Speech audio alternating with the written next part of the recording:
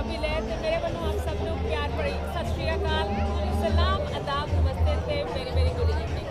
ते आपां सारे हाज़र हां जी ननकाना साहिब दे विच, इस पवित्र धरती दे विच जिथे असीं बाबा गुरु नानक देव जी दा गुरपुरब मना रहे हैं ते बहुत सारियां संगतां जिहड़ियां विदेशां दे विचों पहुंच कीती है, हर कंट्री तो संगत इत्थे पहुंची है ते आपां मुलाकात करदे हां कुछ संगतां दे नाल ते सुणदे हां उन्हां दे विचार ते किवें दा उन्हां नूं लग्गिआ इस धरती दे ਉੱਪਰ आ के ते उन्हां दे एक्सपीरियंस उन्हां दे तजुर्बे जिहड़े तुहाडे सारिਆਂ ਦੇ ਨਾਲ ਸਾਂਝੇ ਕਰਦੇ ਹਾਂ ਤਾਂ ਕਿ ਹੋਰ ਜਿਹੜੇ ਵੀ ਲੋਕ ਇਸ ਚੀਜ਼ ਨੂੰ ਦੇਖਣਗੇ ਤੇ ਉਹਨਾਂ ਦਾ ਵੀ ਦਿਲ ਕਰੇਗਾ ਕਿ ਅਸੀਂ ਵੀ ਪਾਕਿਸਤਾਨ ਦੀ ਧਰਤੀ ਦੇ ਉੱਪਰ ਜਾ ਕੇ ਆਈਏ।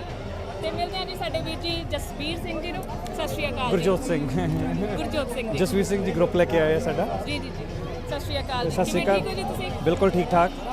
ਤੇ ਕਿਸ ਤਰ੍ਹਾਂ ਦੀ ਤੁਹਾਨੂੰ ਪਾਕਿਸਤਾਨ ਦੇ ਵਿੱਚ ਨਨਕਾਣਾ ਸਾਹਿਬ ਦੇ ਵਿੱਚ ਆ ਕੇ ਕਿਸ ਤਰ੍ਹਾਂ ਦਾ ਲੱਗਿਆ?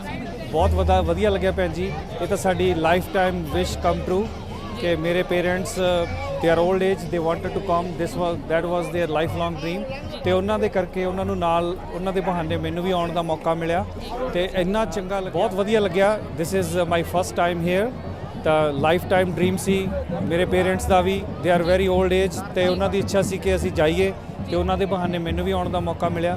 ਇੰਨਾ ਚੰਗਾ ਲੱਗਿਆ ਪਾਕਿਸਤਾਨ ਆ ਕੇ। ਜਿਸ ਦਿਨ ਤੋਂ ਲੈਂਡ ਕੀਤੇ ਆ ਅਸੀਂ ਇੱਥੇ ਕੈਨੇਡਾ ਤੋਂ ਆਏ ਆ ਤੇ ਫਸਟ ਐਕਸਪੀਰੀਅੰਸ ਹੀ ਇੰਨਾ ਵਧੀਆ ਰਿਹਾ ਕਿ ਸਾਨੂੰ ਪਿਕ ਕਰਨ ਵਾਲੇ ਜਿਹੜੇ ਵੀਰ ਜੀ ਨਹੀਂ ਆਏ, ਉਹ ਸ਼ਾਇਦ ਉਹਨਾਂ ਨੂੰ ਫਲਾਈਟ ਦਾ ਭੁਲੇਖਾ ਪੈ ਗਿਆ ਤਾਂ ਸਾਨੂੰ ਉਤਰਦੇ ਸਾਰ ਹੀ ਸਾਨੂੰ ਜਿਹੜੇ ਇੱਥੋਂ ਦੇ ਪੁਲਿਸ ਵਾਲੇ ਵੀਰ ਜੀ ਸੀ ਉਹਨਾਂ ਨੇ ਸਾਨੂੰ ਇੰਨਾ ਵਧੀਆ ਮਹਿਸੂਸ ਕਰਵਾਇਆ ਕਿ ਲਾਈਕ ਅ ਫੈਮਿਲੀ ਕਿ ਤੁਸੀਂ ਫਿਕਰ ਨਾ ਕਰੋ, ਜੇ ਨਹੀਂ ਆਏ ਤਾਂ ਤੁਹਾਨੂੰ ਛੱਡ ਕੇ ਆਵਾਂਗੇ।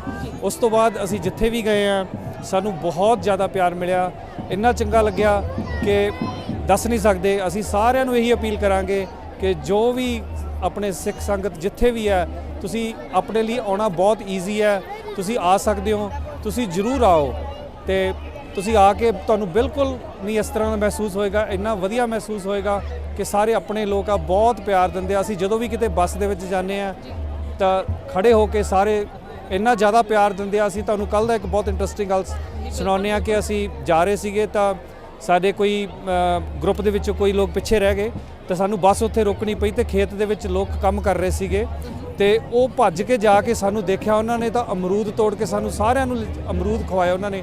ਮੀਨ ਸਾਡਾ ਇੰਨਾ ਦਿਲ ਖੁਸ਼ ਹੋਇਆ ਕਿ ਇੰਨਾ ਵਧੀਆ ਲੱਗਿਆ ਸਾਨੂੰ ਕਿ I can't explain in words.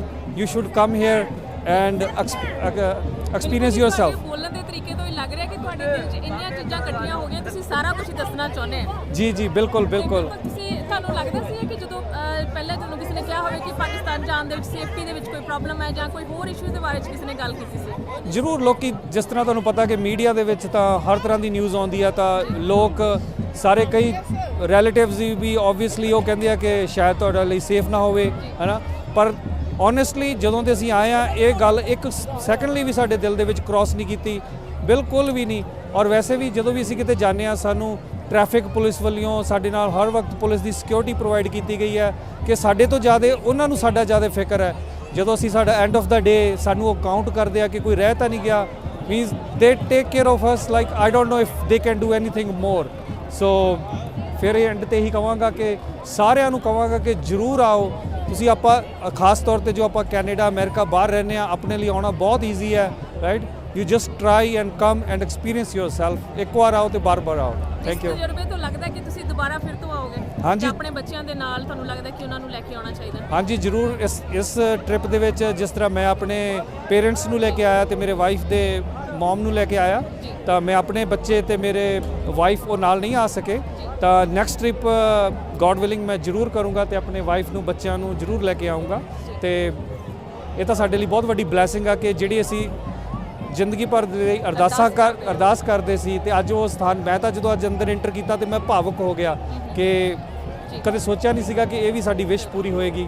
So thanks very much to all Pakistani brothers and sister ਕਿ ਸਾਨੂੰ ਬਹੁਤ ਚੰਗਾ ਲੱਗਿਆ ਤੇ ਅਸੀਂ ਨਾਸਿਰ ਵੀਰ ਜੀ ਨੂੰ ਮਿਲੇ। ਮੈਂ ਤਾਂ ਵੈਸੇ ਇੱਥੇ ਘੁੰਮ ਫਿਰ ਕੇ ਦੇਖ ਰਿਹਾ ਸੀ, ਜਦੋਂ ਇਹਨਾਂ ਨੂੰ ਮਿਲਿਆ ਤਾਂ ਬਹੁਤ ਹੀ ਚੰਗਾ ਲੱਗਿਆ। ਇਹਨਾਂ ਨੂੰ ਸਿਰਫ ਅੱਜ ਤੱਕ YouTube ਤੇ ਹੀ ਦੇਖਦੇ ਸੀ ਤੇ ਇਹਨਾਂ ਨੂੰ ਇੰਨਾ ਚੰਗਾ ਕੰਮ ਕਰਦੇ ਆ, ਸਾਨੂੰ ਇਹਨਾਂ ਦੇ ਨਾਲ ਇੰਨਾ ਪਿਆਰ ਹੈ ਕਿ ਦੱਸ ਨਹੀਂ ਸਕਦੇ। ਮੈਂ ਦੇਖਿਆ ਤਾਂ ਅੱਜ ਬਹੁਤ ਖੁਸ਼ ਹੋਇਆ ਤਾਂ ਵੀਰ ਜੀ ਕਹਿੰਦੇ ਕਿ ਤੁਹਾਡੇ ਨਾਲ 2 ਮਿੰਟ ਗੱਲਬਾਤ ਕਰਾਂਗੇ। ਵੈਸੇ ਮੈਂ ਕੋਈ ਪ੍ਰੋਫੈਸ਼ਨਲ ਸਪੀਕਰ ਨਹੀਂ ਹੈ ਤਾਂ ਜੇ ਥੋੜਾ ਤਜਰਬਾ ਅਸਲੀ ਚੀਜ਼ ਹੁੰਦੀ ਨਾ ਉਹ ਹਰ ਇੱਕ ਦੀ ਜਿਹੜੀ ਜੇ ਤੁਹਾਨੂੰ ਬੋਲਣਾ ਆਉਂਦਾ ਹੈ ਤੇ ਤੁਹਾਡਾ ਤਜਰਬਾ ਕਰਨ ਦਾ ਜਿਹੜਾ ਜਜ਼ਬਾ ਉਹ ਤੁਹਾਨੂੰ ਬੋਲਣਾ ਸਿਖਾ ਦਿੰਦਾ ਹੈ। ਇਹਦੇ ਵਿੱਚ ਕੋਈ ਡਿਗਰੀ ਦੀ ਜ਼ਰੂਰਤ ਨਹੀਂ ਹੁੰਦੀ ਕਿ ਤੁਸੀਂ ਕਿਸ ਤਰ੍ਹਾਂ ਆਪਣੇ ਹਾਵ ਭਾਵ ਨੂੰ ਪ੍ਰਗਟ ਕਰਦੇ ਹੋ, ਤੇ ਉਹ ਸਭ ਤੋਂ ਬੈਸਟ ਚੀਜ਼ ਰਹਿੰਦੀ ਹੈ। ਜੀ ਜੀ, ਮੈਂ ਇਹੀ ਕਹਿ ਰਿਹਾ ਸੀ ਕਿ ਜੇ ਮੈਂ ਐਕਸਪ੍ਰੈਸ ਨਹੀਂ ਕਰ ਸਕਿਆ ਆਪਣੇ ਆਪ ਨੂੰ ਤਾਂ ਬਸ ਮੈਂ ਇਹੀ ਕਹਾਂਗਾ ਕਿ please come here and visit, ਤੁਹਾਨੂੰ ਬਹੁਤ ਪਿਆਰ ਮਿਲੇਗਾ, ਬਹੁਤ ਵਧੀਆ ਮਾਹੌਲ ਹੈ ਤੇ ਦੈਟਸ ਇਟ। ਜੀ ਬਹੁਤ ਬਹੁਤ ਸ਼ੁਕਰੀਆ ਵੀਰ ਜੀ ਤੁਹਾਡਾ ਸਾਡੇ ਨਾਲ ਗੱਲਬਾਤ ਕਰਨ ਦੇ ਲਈ। ਸਤਿ ਸ਼੍ਰੀ ਅਕਾਲ।